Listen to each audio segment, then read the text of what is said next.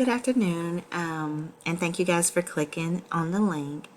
This is a project that I have decided to start.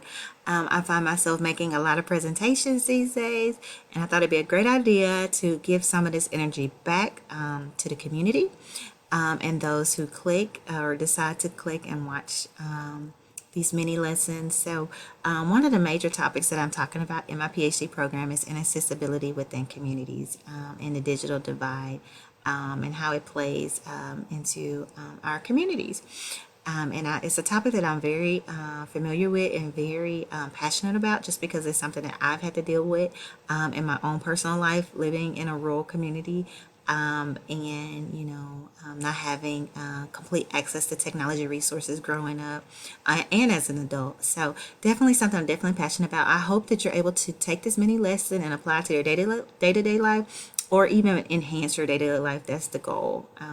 So my name is Marilyn Andrews. I am the creator of this presentation, and I'm also the one that is presenting it to you this evening. So hopefully you'll be able to use this knowledge, like I said. So what is the digital divide?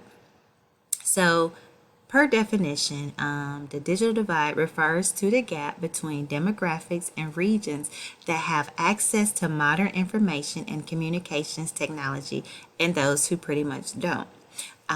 Though the term now encompasses the technical and financial ability to utilize available technology along with access or a lack of access to the internet, the gap refers to is constantly shifting with the development of technology. So as technology grows, the gap, it expands based on that growth.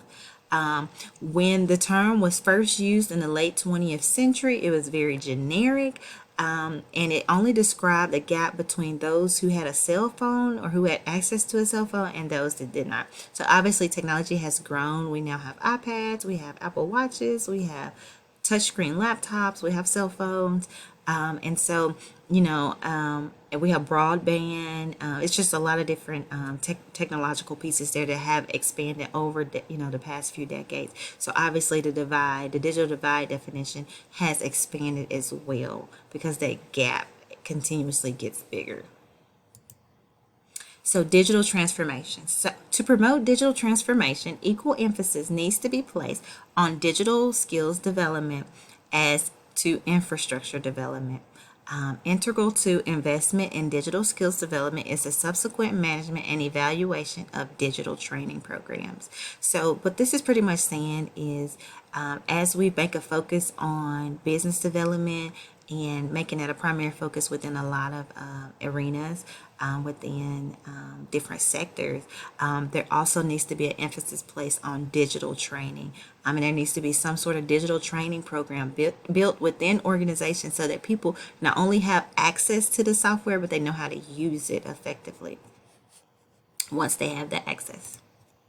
So what communities are most affected? So like I said at the beginning of the presentation, I'm from a rural community, and I have always lived in this community, and technology and accessibility is definitely something. If there's a storm, if the wind blows too hard, we can lose internet service or cell phone service for a number of hours, if not the whole day, and sometimes it's even for a couple days, depending on how bad the damage is. So rural and urban communities suffer the most. It says the urban rural divide is the single biggest factor in the digital divide. So those two populations suffer the most. The digital divide exists between developed and developing countries, urban and rural populations, young and educated versus older and less educated individuals, men and women. So the digital divide does not discriminate. It is definitely case by case basis. But like I said, that term of inaccessibility, it can expand based on each situation of the individual and their environment. So the goal of accessibility is to create a website or online learning experience that is user friendly to as many people as possible. So when designing online instruction, whether it's a course for K-12 or higher education, a webinar, a YouTube video for education, or professional development training, accessibility is crucial to the conversation. So, like I said, the overall goal is to create a one-stop shop for individuals so that it is easily accessible. The links are clickable, things are easy to find, and even individuals with disabilities are able to navigate their website the same as someone that does not have a disability. So the problem, accessibility regionally and in online courses. Research addresses social, economic, and geographical barriers. However, is that enough? So, there are other factors that really play into accessibility. And when we're talking about online courses and different things like that, we really have to think about what is it that is causing so much chaos with inaccessibility. So, who is the most affected by inaccessibility? There's a growing need to address accessibility in the fields of technology and education. It is known that students with disabilities are more likely to experience difficulties when interacting on web-based platforms due to their disability. In addition to students with disabilities, students of the aging population and students with extenuating personal circumstances also benefit from web accessibility being integrated in technology and education. And that pretty much is pretty clear just from the definition there. So, according to a recent study conducted in 2020, online university delivered web development courses are not user friendly or accessible to aging students and students with disabilities. So, persons with disabilities. So, individuals with certain types of disabilities, such as visual, auditory, mobility, speech, cognitive, and neurological, will often encounter the most difficulties in using the web. Although there are assistive technologies available, such as text-to-speech software and screen readers, which can enhance accessibility, these technologies can only function properly if the content adheres to the principles of accessible design. So if the designer does not know how to effectively integrate these technologies into the curriculum or the environment, then they're ineffective. They're not going to work, regardless of how expensive they are or how new or fancy or how many bells and whistles they have. It has to be someone that knows how to effectively integrate. So how did this become a problem? So low levels of technology accessibility awareness have been reported in the fields of education and computing, and that's just a direct quote, right? Numerous legislations are being passed that require the web to be universally accessible to all people, regardless of their abilities and age. Despite this trend, university curricula still teach traditional web development courses without addressing accessibility as a topic or integrating it into lessons. One primary reason for online web development courses not meeting the accessibility standard is the absence of teacher training on accessibility for college-level technology-based instructors. So what this is pretty much saying is accessibility, generally speaking, has been used within the education sector, but when we talk about other sectors like technology, for students that are going through technology programs, the term accessibility isn't generally used. And when they do graduate and it's time for them to facilitate courses, they're not really aware of that term.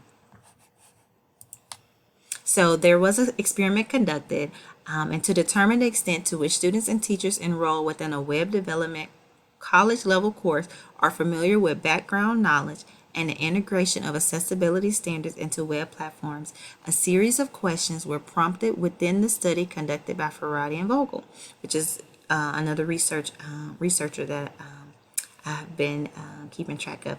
As a result, there was little to no knowledge of accessibility in web programming courses. Also, students requested this to be added into training curricula as a means of preparation post-graduation. So once again, just reiterating what I said, within web development courses or within technology, computer science courses, the term accessibility is something that is not always a hot topic.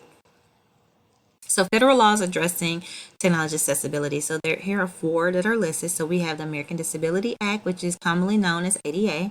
We have the Rehabilitation Act of 1973. And then we also have the Individuals with Disabilities Improvement Act, which is one which is very common within the state that I live, and it's known as IDEA. And then we have the Web Content Accessibility Guidelines, which is the WCAG. So those are just four federal laws that you can look up on your own time if you're interested. So COVID-19 and online teaching and learning. So the COVID-19 pandemic of 2020 highlighted the need and resourcefulness of online teaching and learning. While online learning has been on the radar for decades, the sometimes abrupt and even ever-present needs of the online student are continuously evolving based on individual needs, skill levels, and abilities. Okay, so one way that inaccessibility is being addressed is through special collections within libraries. So, libraries are known to be a place where all individuals can have access to learning content in print and online. Historically, that's what a library is. According to research, an effort to increase accessibility within professional learning and higher education environment is through the special collection sections in libraries. Through use of universal design for learning, libraries are encouraged to make special collections easily accessible for all users. Tools to which are integrated into special collection sections include the use of headphones, media players, and screen software readers. Also, use of the text-to-speech software, scanner, and iPad Solo create learning opportunities for students experiencing blindness or cognitive disability. So once again, students with disabilities have the opportunity to engage within learning content through the special collections libraries, within libraries. So that's pretty much all that I have for this short mini lesson. It was my first mini lesson, and I'm so happy that you guys joined. Here is my contact information. My name, once again, is Marilyn Andrews. I'm currently studying at Liberty University as a PhD student in education with an emphasis on instructional design and technology. I have my personal email here. If you want to contact me, definitely do that. You can also contact me through my website that is listed on here.